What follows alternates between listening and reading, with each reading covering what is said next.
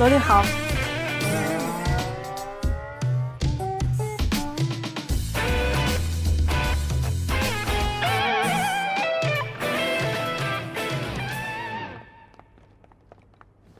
顾姐在封印办公室，在告状吗？他会恨你的。我让他免于被告，免于被追偿损失。但你让他丢了客户，是他自己丢了客户。如果是他自己丢了客户，他会恨客户；如果是你让他丢了客户，他就会恨你。麻烦你让黛西到我办公室来。哎，你知道枫叶和顾杰他们俩在吵什么呢吗？不知道啊，吵什么呀？你真不知道啊？不知道啊。罗宾揪住一字之差，直接让客户炒了顾姐。你们的一字之差可以让律所成为被告，本来人家告的是顾大律师。丽娜老师，罗宾找你。哦，好。广东省弄成广州省是你干的吧？哦，那个是客户送来的文件，那个文件它本来就是错的。人家弄错了，你也没看出来啊？文件送过来，我就直接交给顾杰老师了。这么说来，是你替顾杰老师背的黑锅了。外面可都说是他实习生干的。他那么多实习生，又不是只有我一个。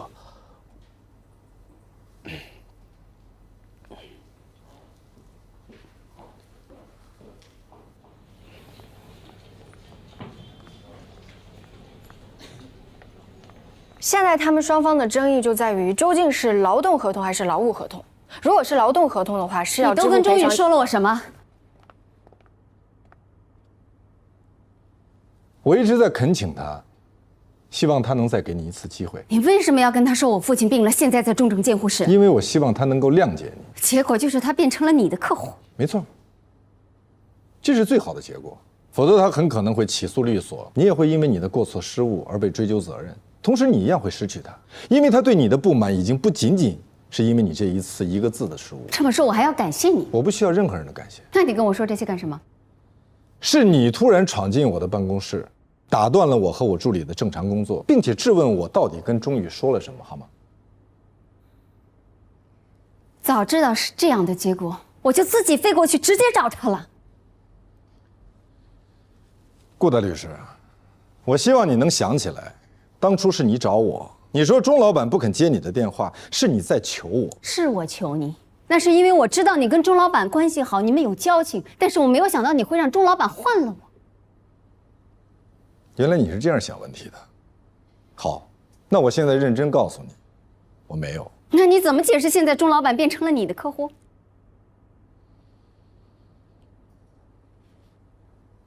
实力。什么？实力。如果你有实力，你可以抢回去。我所有的客户你随便抢，欢迎竞争，愿赌服输。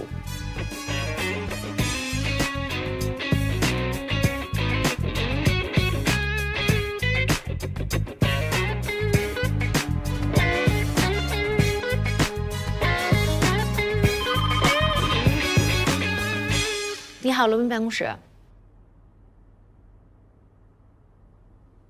你继续。他们公司在员工的电脑里面安装了监控软件，所以前运营总监在投出简历半小时之后就遭到了公司的辞退。运营总监认为公司侵犯了他的隐私权。他们安装监控软件的时候，告知员工了吗？这个一会儿等白总过来，我们可以问一下。白金红已经到了，比预约提前了40分钟。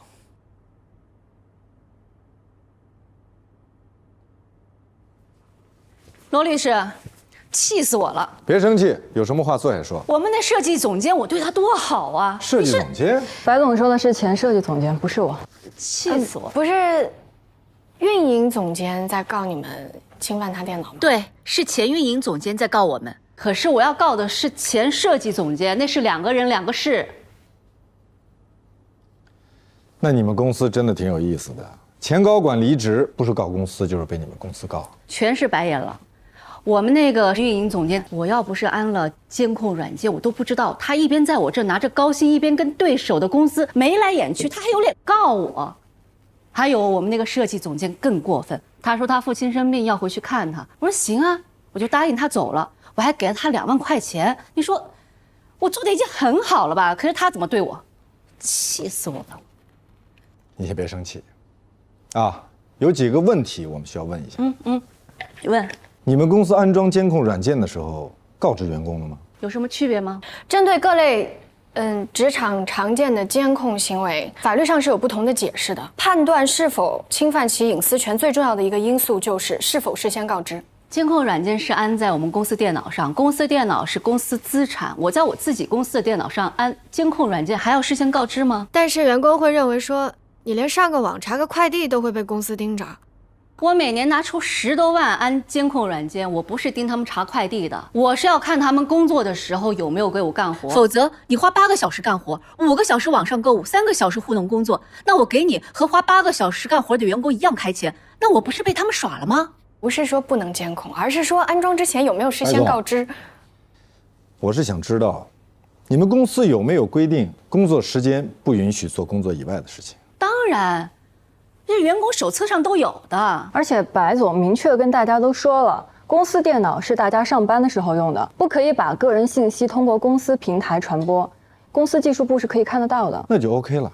既然员工手册有明确规定，公司的电脑只能用于工作，而且已经履行了告知义务，那么就不构成侵犯隐私。当然不构成。身为运营总监，在我们公司给其他公司发邮件、投简历，这样的高管，你说留在公司留着过年啊？没错，这完全是他们咎由自取。罗宾他不是这种人，哪种人？他断然不会抢您的客户的。白金红就是我的客户。大家都知道白金红是您的朋友，不是您的客户。他不会娶你的。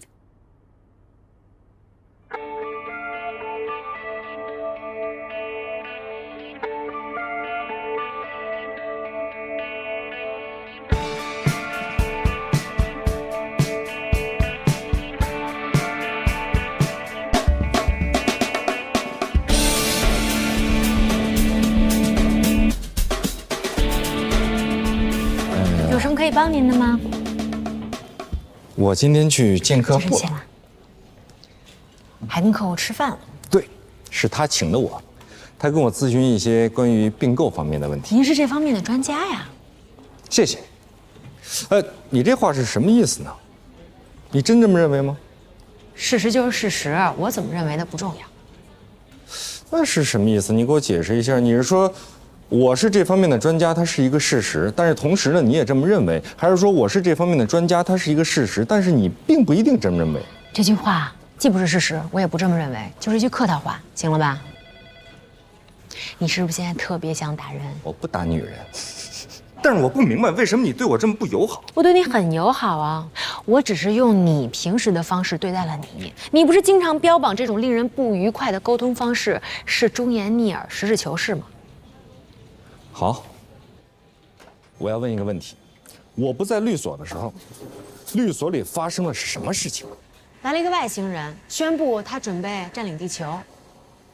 这不是好好聊天。谁叫你老问不该问的问题啊？不，我来晚了，我想知道律所里刚才发生了什么事情，这不是很正常？你就不能有点幽默感吗？我一点都不觉得这样幽默。行，是我不好，我重新回答，行了吧？你重新回答。我来律所之前，律所里发生了什么事情呢？先生，请问您指的是哪一方面呢？比如说谁跟谁他们打起来了？有的呀，先生。那到底是谁和谁呢？这个我就不太清楚了。但是如果您非常想要知道的话呢，我可以在罗宾律师不忙的情况的时候，我帮您去问一下，您看这样好不好？您放心，这事情交给我们。我听说顾杰跟罗宾大闹了一场。你吃的是火锅，你怎么知道？一般吃过火锅有正常嗅觉的人肯定能闻出来。重庆老火锅，9宫格，香油、蒜泥调料，这么明显吗？那咱们言归正传啊，我是问顾杰他为什么跟罗宾大闹一场？毛肚、鹅肠、午餐肉、老油条，那么大味儿吗？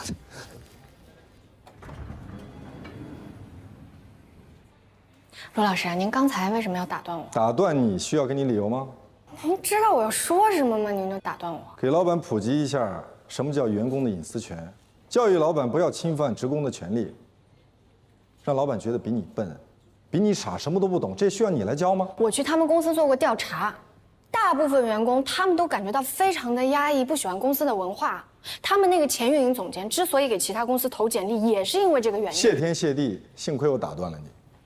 为什么？那我问你，如果不打断你，你打算跟他说什么？我打算跟他说，白总，我知道您之所以在公司的电脑上安装职场监控软件，那是因为您发现不打招呼就离职的员工以及消极怠工的员工实在是太多了，其中有一部分还是高管，所以这让您非常的恼火，所以您就决定在公司的电脑上安装职场监控软件。这样一来，不仅可以实时查岗，而且还可以预知谁有离职倾向。那又怎么样呢？可是事实上，员工和高管他们为什么要离职？真正的原因是他们对公司很失望。你是在教白敬红如何管理企业吗？请问戴希小姐，你管理过公司吗？有过什么成功案例吗？我是说，经过我的了解，现在他们公司离职的意愿更加的强烈了。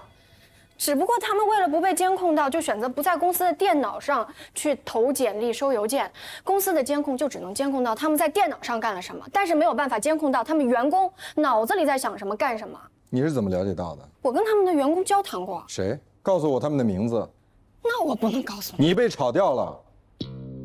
啊？明白了吗？我为什么要拦住你、打断你？可是没有可是。我们是法律顾问，是帮助客户解决问题的，所以请你现在出去好好的了解一下专利法和相关的判例。罗老师，我觉得我们这么做不妥。哪里不妥？这对他们那前设计总监不公平。他的作品公司看不上，让人家反反复复修改了那么多年，那人家当然不乐意了。那他可以光明正大的跟公司说不干了呀。为什么要骗公司说自己的父亲生病了，要去照顾自己的父亲？白敬红的脾气刚您也看见了，谁敢跟他说实话呀？所以你的结论是，公司高管可以欺骗公司，叫情有可原；公司加以制裁，就叫不近情理。不，我的意思是说，公司他应该首先检讨自己。我请你来做我的助理，是来服务客户的，不是让你来给我的客户上德育课的。我这可不是上什么德育课，我这是在讲道理呀。罗老师，在法律上，白敬红他可能可以胜诉，但问题上在这次你是真的被炒了。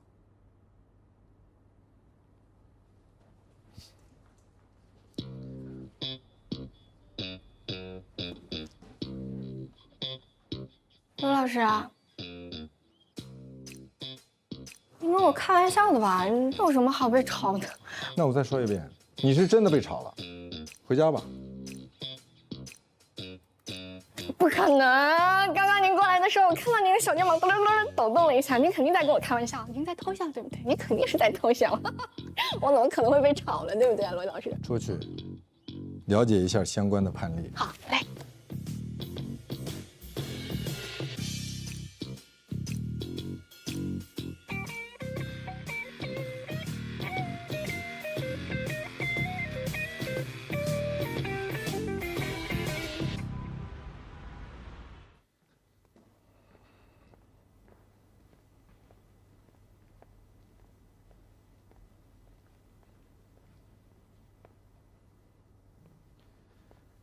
怎么了？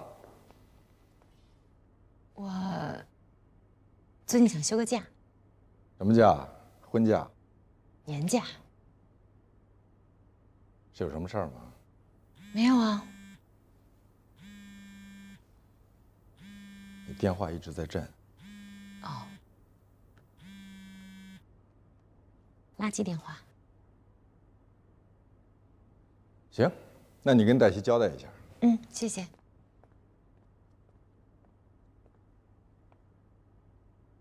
到底什么事儿啊？如果需要帮忙，随时告诉我。没事儿。旅途愉快。拜。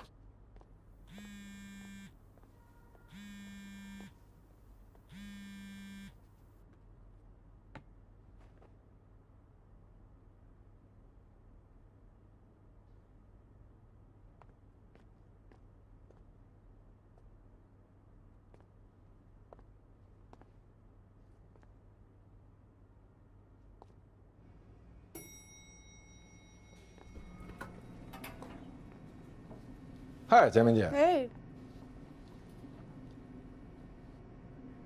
罗宾，我们可是为你报了一箭之仇啊！我跟谁有仇？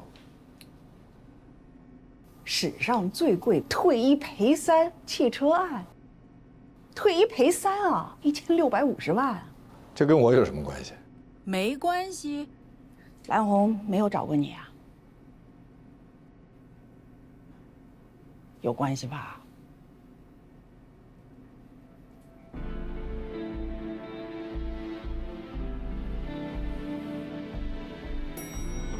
你也去地下车库？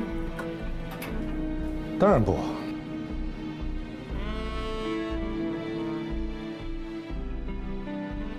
550万的进口豪华车售前维修过，车主最后获赔1650万元，堪称史上数额最高的退一赔三汽车维权案。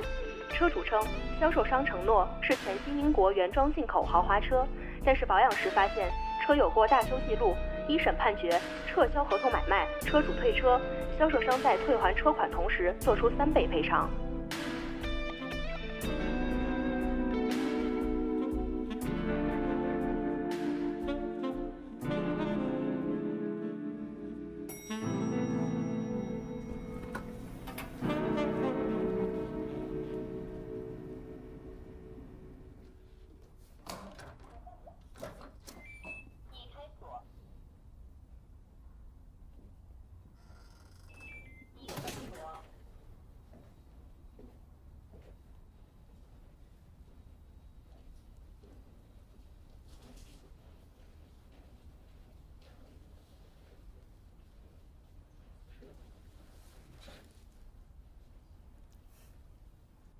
我输入我的生日，门就开了。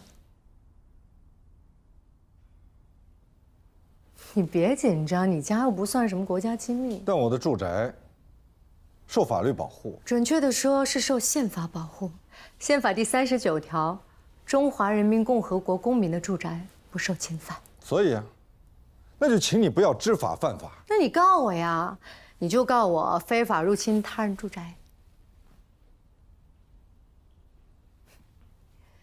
行为人在未经住宅主人同意，非法强行闯入他人住宅，或者经要求退出仍无故拒不退出的，原则上就已经构成非法闯入他人住宅，按理应立案予以追究。我在办公室没有答应的事情，在家也不会答应。那我就不离开了。你这是不讲理。我没打算来跟你讲道理啊。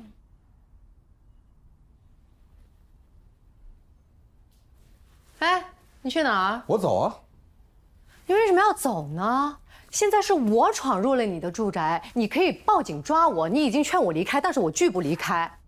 报警！我现在帮你打120。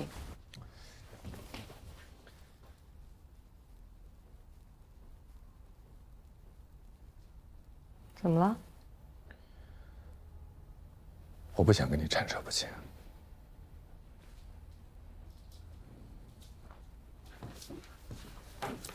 我但凡能找到别的办法，我肯定不会再来求你。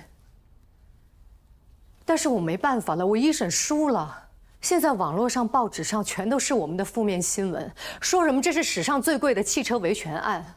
我们必须要上诉，2审对我们至关重要，我们不能被贴上不法商家的标签。我老公被气得心脏病犯了，现在还在医院里躺着。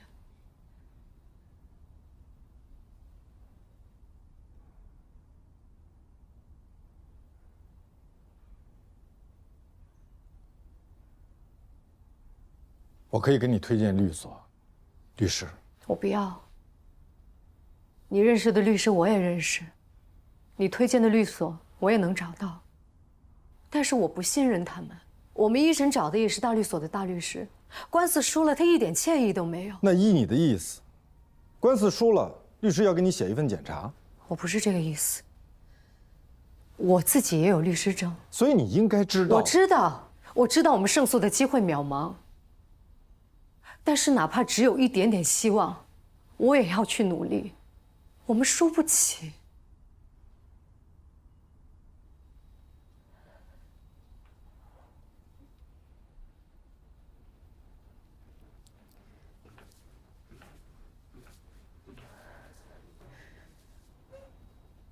何冰，我需要你的帮助。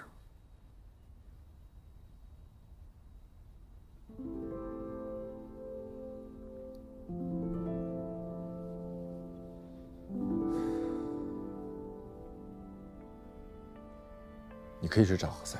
何塞，你怎么想的把我推给他呀？何塞和汽车流通协会专家委员会比较熟。那有什么用呢？你们之所以一审被判赔1650万，是因为你们被认定消费欺诈。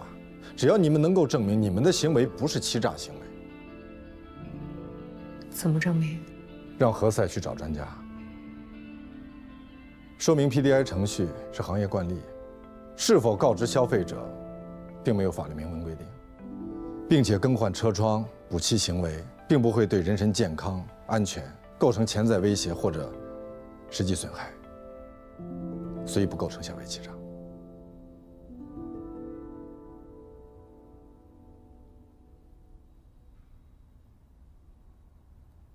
现在你可以走了。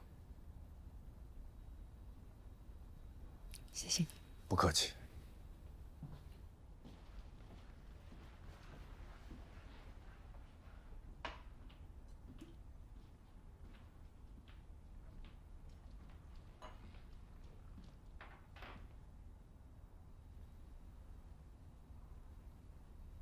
以后我们可以做朋友吗？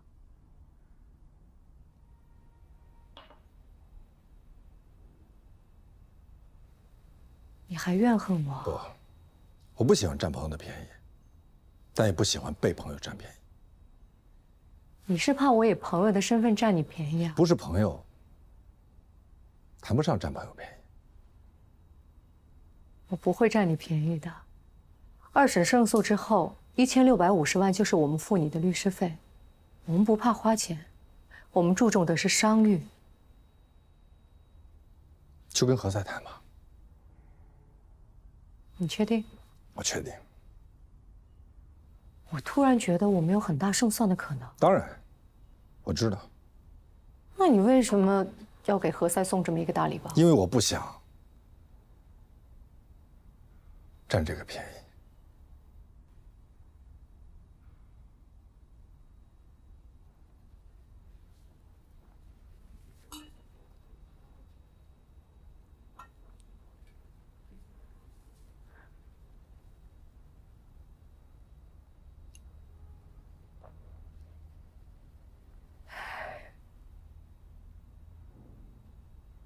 我不知道我会不会后悔。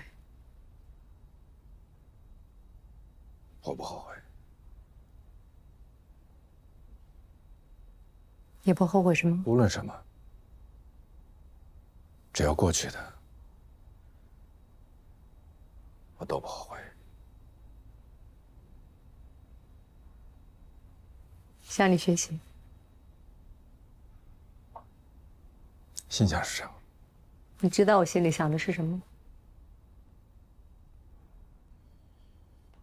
对不起，我还有工作，我真的好几个电话都没有回。我听说了你跟你助理的事情。你想说什么？他比丽娜更适合你。你知道我们两个为什么不能做朋友吗？因为你不喜欢听到真话。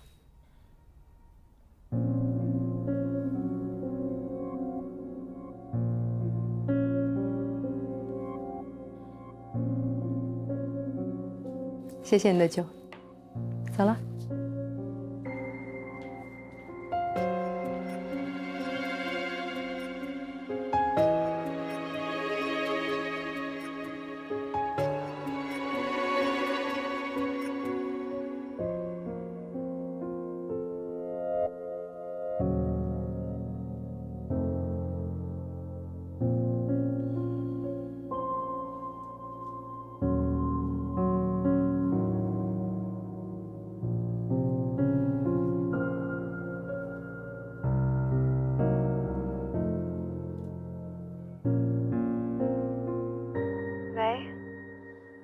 什么事儿？没什么事儿，我拨错了，你拨错一个电话有可能，但是连续拨错7、8个，可能手机中毒了吧，自动播出的。对不起啊。不是真的有什么事儿吧？没事儿，晚安。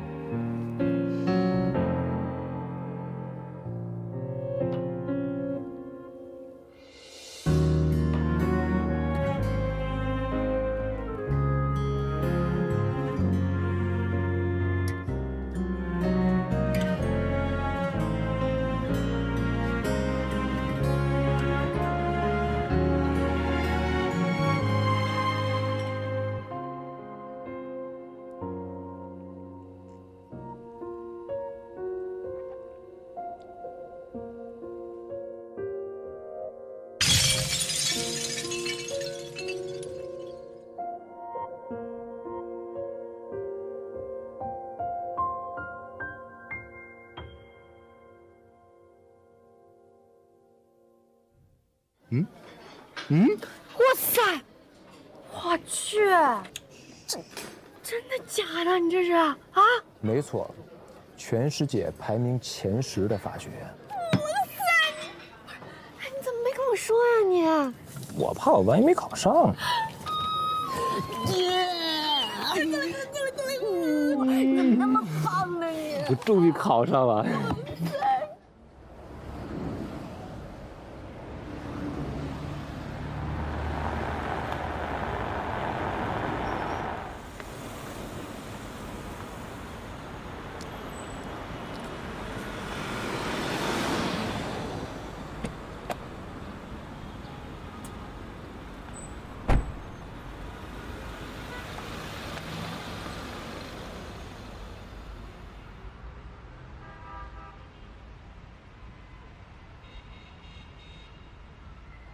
这事儿今儿必须得解决了。没有资格跟我谈。什么？你松手！你干什么啊？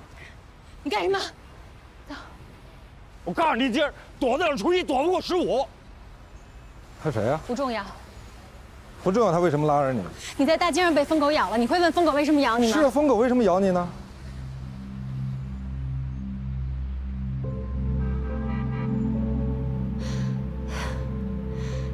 你吃早饭了吗？没事，我去帮你买。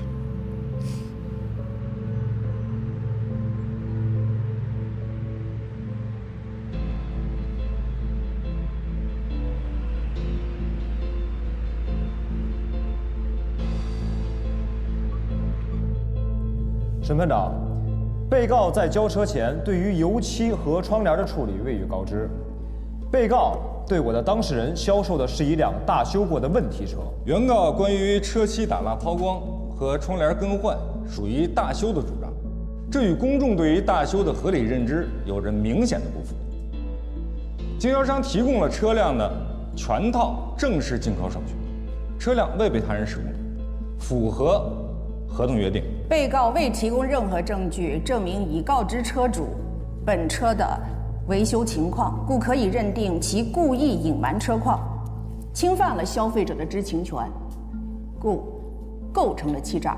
经销商与原告签订销售合同之时，新车尚未到店，也就是说，经销商当时并不知道车辆存在的瑕疵和问题，而经销商将车辆交付给原告之前，已经对车辆存在的瑕疵和问题进行了处理，并且进行了记载，将这些记载的信息上传到原告可以通过一定途径查询到的网络平台上。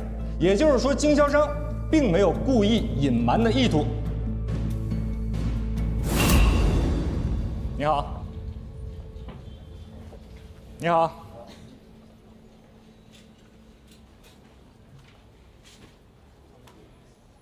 蔡老师，你好。那斌，来，看看这是谁，还认识吗？你好。好。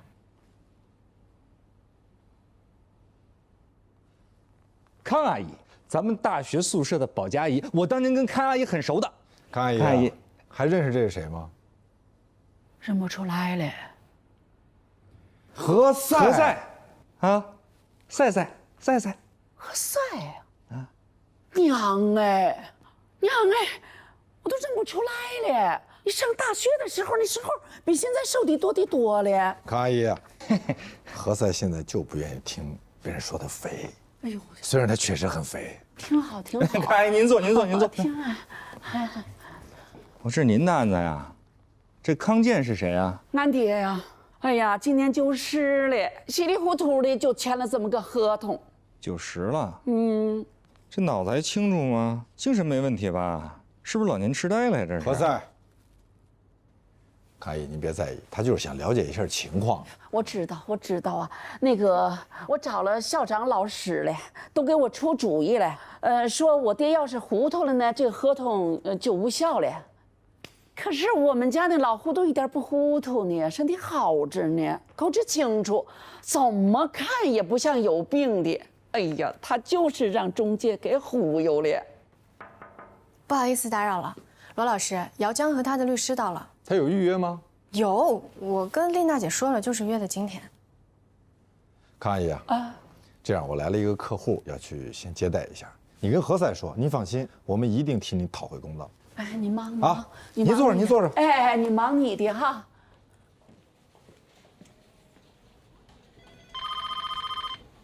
电话在响。骚扰电话。你都没接，怎么知道骚扰电话？打10几回了。今天的日程里有姚江吗？没有啊。有，丽娜姐，你看一下手机，我是在微信上跟你说的。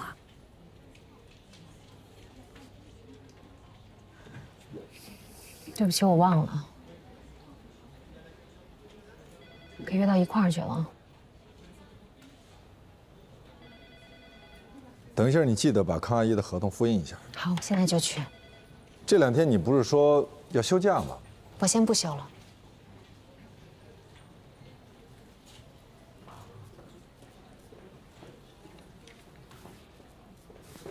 罗老师，不用解释，不是你的错。不是啊，丽娜姐，我感觉她最近好像有点不大对劲儿，她经常魂不守舍的，你说是不是发生什么事儿了？我就觉着这事儿不公道啊，不能这么欺负老年人呗。俺爹90多了，成天在家窝着，根本不知道外边的事情，他脑子里就觉着100块钱，哎，多得不得了了，根本不知道房子的价格。他要知道的话，根本不可能签这种协议。我是姚江的律师海叔。输赢的输吗？哦不，舒展的舒。哦，同音。我们还是言归正传吧。好，我也喜欢看门见山。我们希望你们撤诉。撤诉？条件呢？什么条件嘛？哎，我本农港啊，这个事情呢是这样子的，这是白俊宏不要的项目，哎，他自己扔到垃圾桶了呀。我们捡过来之后带到新的公司，我们做大了，他眼红了呀，他就来告我。他说我利用职务之便偷取了公司的信息，不能这么不讲道理吧？他自己 pass 掉的东西 pass， 你晓得吧？怎么 pass 就是不要了呀？他不要，我捡起来我做大了，他现在眼红，他来告我。港农港天底下有这么滑稽的事情吗？可是他有专利产品证书，你没有。哦呦，那个证书我晓得呀，那个也是在我们做大了之后他才去申请的吧？那你和你现在的老板为什么没有在这个产品大卖之前想到去申请专利呢？据我所知，是您给他出的主意，找人修改了图纸，然后去申请的产品专利。这从申请产品专利的时间就能看出，这是我们产品大卖之后。据我所知，专利申请被谁抢先注册，对谁就更有优势。我有个问题想问您，你说，您信仰法律吗？忽视专业技巧，谈信仰法律是要输官司的，而且一点都不冤。是赔了。哎，我们还没有谈完。我谈完了。如果你觉得还没有谈完，可以跟我的助理继续。顺便说一下啊，我从不跟忽视专业技巧或者缺乏专业技巧的专业人士谈专业。哥们，看看呀。那你来看看了。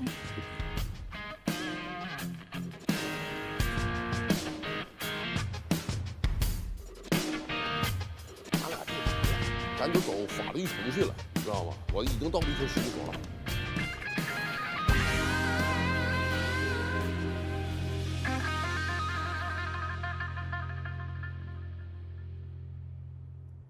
像这种轻微瑕疵未告知消费者的，是否构成消费者权益法中的欺诈行为？这是本案的焦点之一。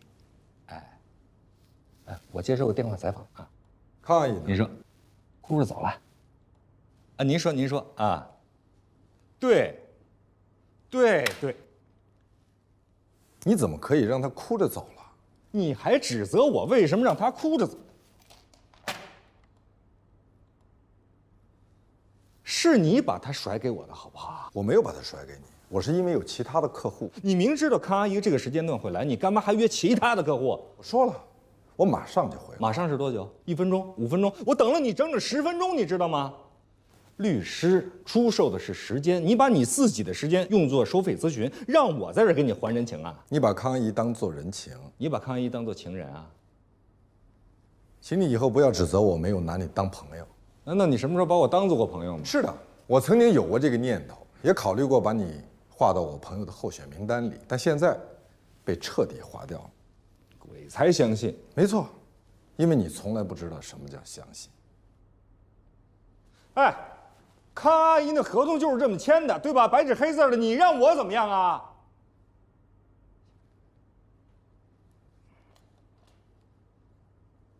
喂，刘主编啊。他们走了，我给了他们逃生的机会，但是他们觉得冤。打官司打的就是证据，他应该在离开百金红公司当天就把自己的作品申请专利。他只是一个设计师，他不懂得产品专利法。他以后就会懂了。也许他没有以后了。你是说我毁了他？我是说，您应该设身处地的为他着想一下。他在百金红那里并没有得到赏识，他自己辛辛苦苦设计出来的东西，被老板亲口告知没有市场前景，他当时都抑郁了。不是他对不起他原来的公司、原来的老板，而是他原来的公司、原来的老板对不起他。我们不是他的律师，我们是百金红的律师。但是这对他不公平。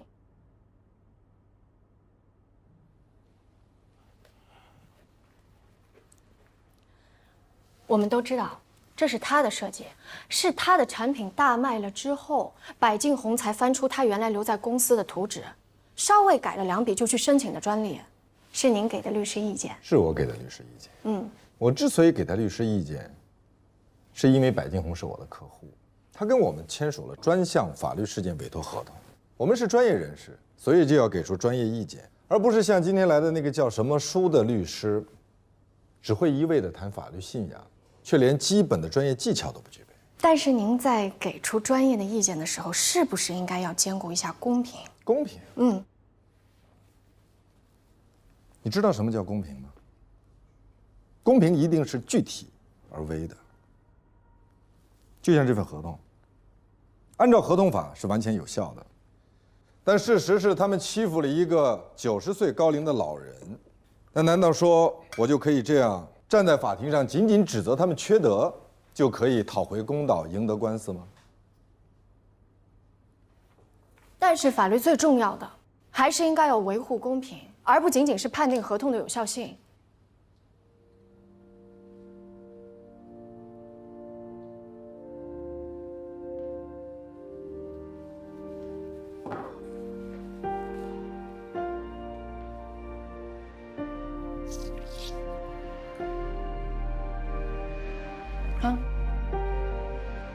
还有事吗？您再考虑一下。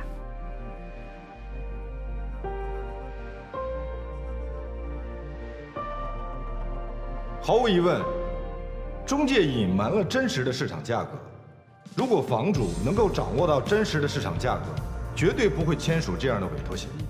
老人的身体健康，具有相应的民事权利能力和民事行为能力，而中介公司也不存在任何欺诈、胁迫的手段，或是趁人之危。所以，我方认为这份带有佣金分成的房屋销售代理合同是有效的。法律最重要的是维护公平正义，而不仅仅是判定合同的有效性。而这份销售合同最不能让人接受的就是，原告是一位对中介表示完全信任的90岁老人，而根据合同法第54条，可撤销合同，下列合同，当事人一方有权请求人民法院或者仲裁机构变更或撤销：一、因重大误解而订立；二、在订立合同时显示公平的，而本合同就是基于重大误解订立，同时又显示公平。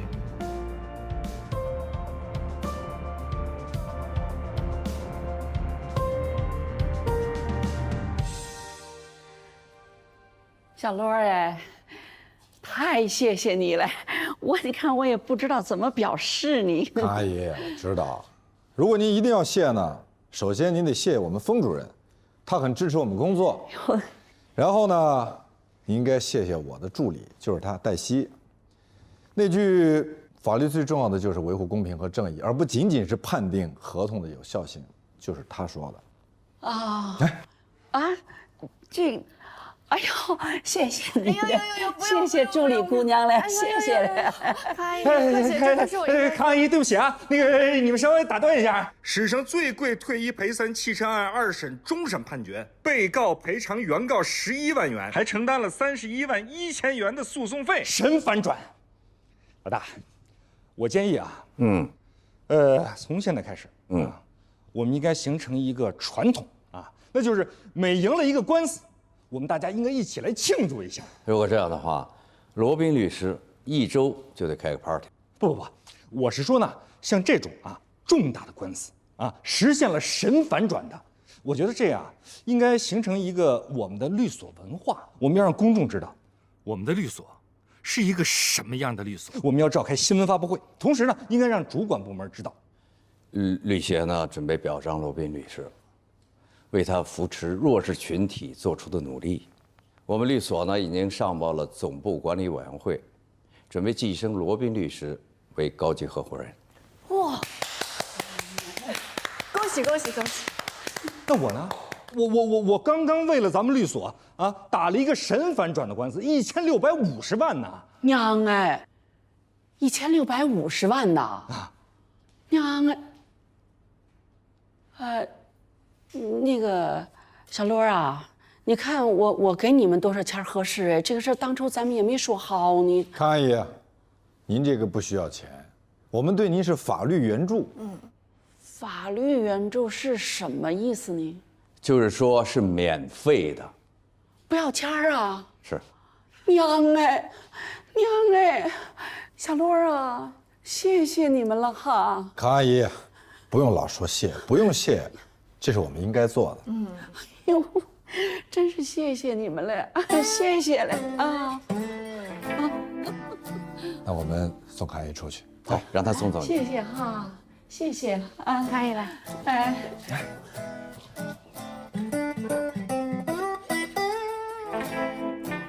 你可以下班了。谢谢您。那我给您换杯茶吧。不用换了。那我把茶杯还有茶壶给您洗干净。不用洗了。可这是您定的规则，我必须要洗干净。为什么要定制规则？你懂吗？定制了规则，就是为了遵循规则。不对，制定规矩是一部分人制定规矩，然后让一部分人去遵守规则。可他们从来不遵守规则，还说自己是不按常理出牌。他们是谁呀？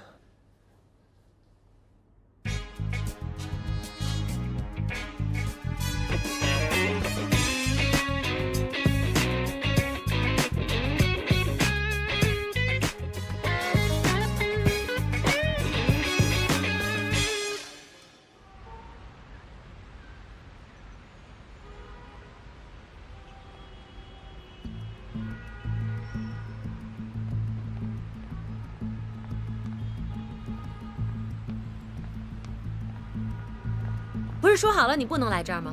我们说好的是我不去你办公的地方。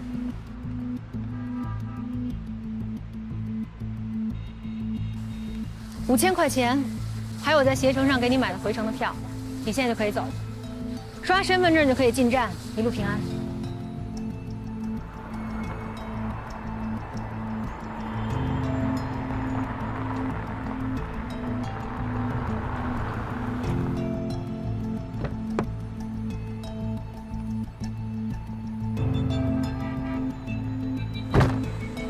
南站。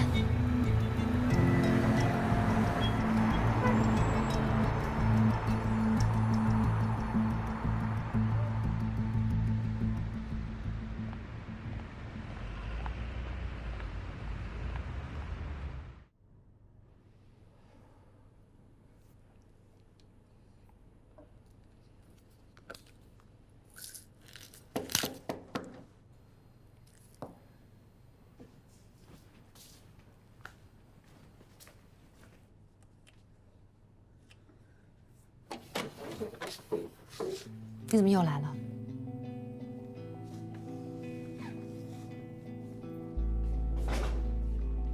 你要什么？你说吧。我要你孝敬我，照料我，看护我，心疼我，热爱我。怎么了？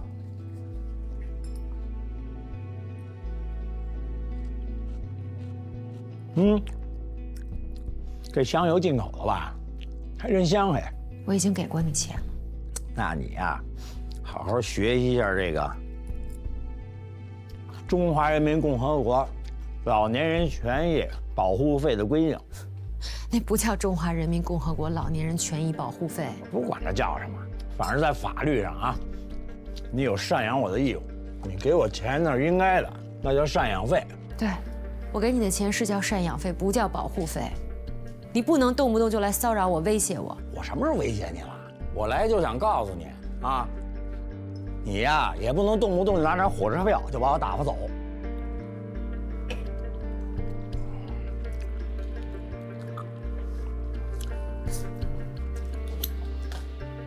这是我家，这是我女儿家。哎，要不你打电话报警啊？我看警察能把我怎么着？反正我没地儿去。你没地儿去也不能在这儿。你对我有误解，娜娜。丽娜，